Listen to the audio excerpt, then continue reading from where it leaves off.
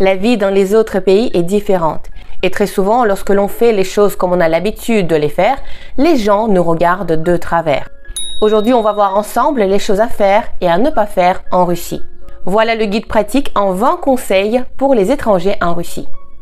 Поехали! La première chose à savoir, c'est qu'il faut être très prudent en Russie. Les gens se font moins confiance qu'en France et par exemple, il ne faut pas parler aux gens que vous ne connaissez pas. Il faut être très discret avec l'argent, à l'argent liquide bien évidemment, ne pas prendre un taxi tout seul ou alors ne pas retirer d'argent dans un distributeur de billets dans le métro. Lorsque vous êtes étranger dans un autre pays, on sait que vous êtes plus facile à aborder, parfois plus facile à berner. Si un malfaiteur voit que vous avez beaucoup de liquidités sur vous, il pourra avoir l'idée de vous agresser pour s'emparer du butin. Concernant les taxis, c'est très simple. Il y a beaucoup de taxis non officiels en Russie. Or, on n'a aucun contrôle sur ces taxis. Et si ce n'était pas vraiment un taxi? Posez-vous les bonnes questions, soyez prudent et pensez que le plus souvent, ce n'est que du bon sens. Lorsque vous êtes invité chez quelqu'un, ne venez jamais les mains vides. D'ailleurs, c'est ce qu'on fait en France. Pensez que vous pouvez apporter du chocolat, un cadeau pour les enfants ou alors des fleurs. Attention concernant les fleurs. On n'offre jamais le nombre pair. Vous ne pouvez pas offrir 2, 4, 6, mais plutôt 1, 3, 5, etc. Le nombre pair est traditionnellement apporté au cimetière ou lors des funérailles. Conseil numéro 3. Lorsque vous entrez chez quelqu'un dans un appartement ou une maison, enlevez toujours votre chapeau, votre bonnet, votre casquette. Mais ne les posez jamais sur une table. Cela se fait lors des enterrements. Pensez également à enlever les gants, mais aussi les chaussures, parce qu'en Russie, on ne peut pas entrer avec des chaussures d'extérieur à l'intérieur. Si vous n'aimez pas rester pieds nus, pensez à apporter des chaussons ou de jolies chaussures d'intérieur. Dans le cas contraire, très souvent, les Russes vont vous proposer des chaussons.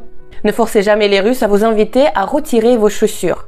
Très souvent, ils ne vont pas oser. Vous allez vous promener sur de beaux tapis en chaussures d'extérieur alors que les maîtres de lieu ne se le permettent pas.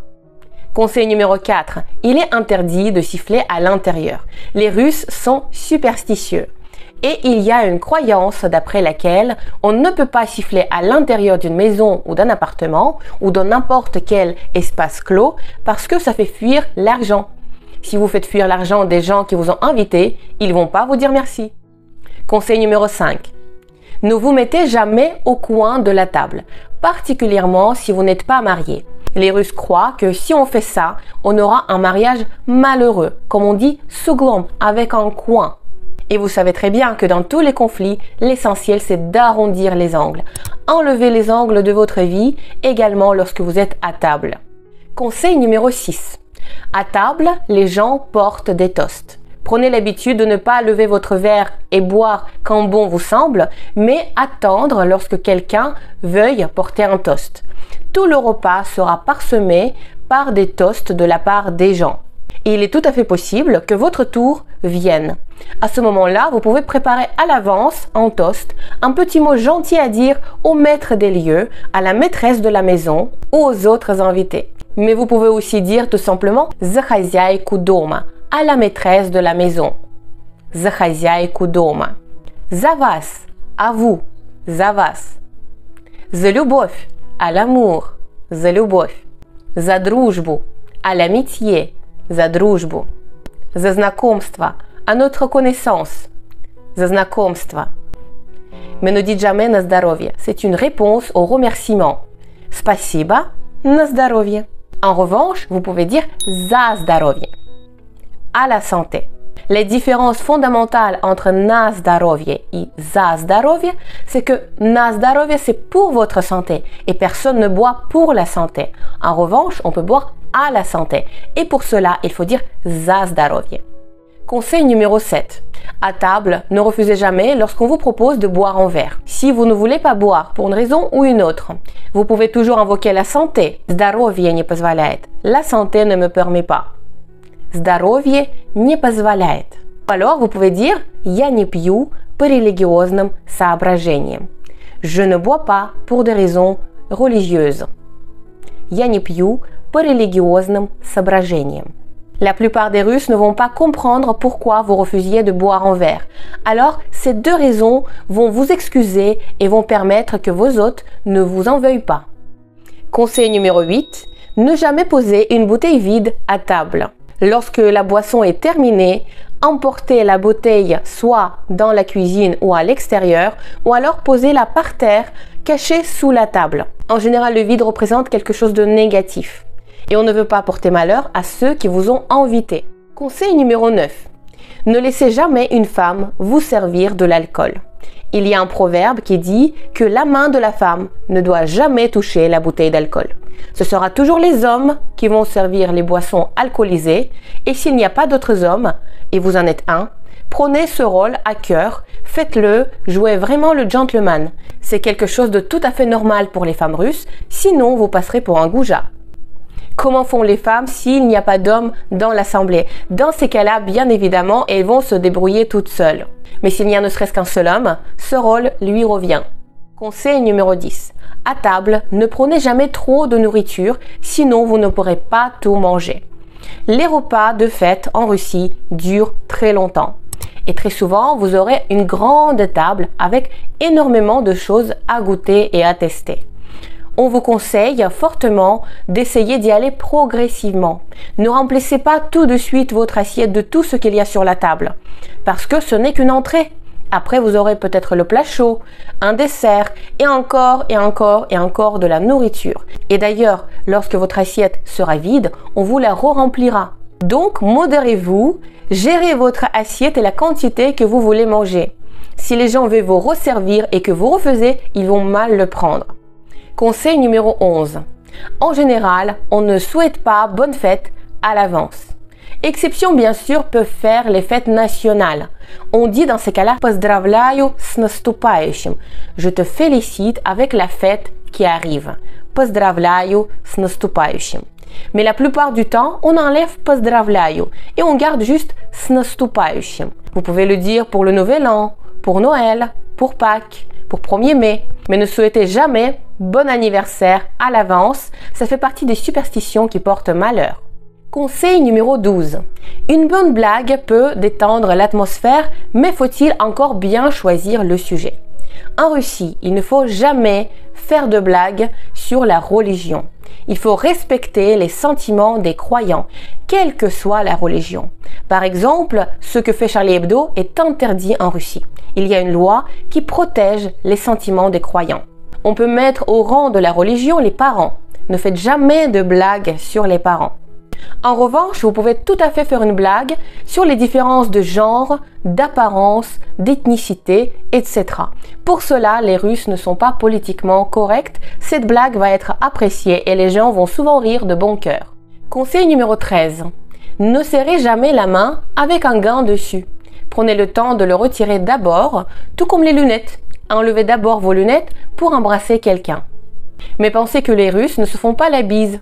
Très souvent, soit ils se serrent la main, soit ils font une accolade, un peu comme aux États-Unis. Si vous n'êtes pas très proche avec la personne, un simple bonjour suffit. Conseil numéro 14.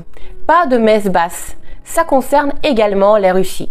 S'il y a des gens autour de vous, ne parlez jamais en chuchotant. Conseil numéro 15.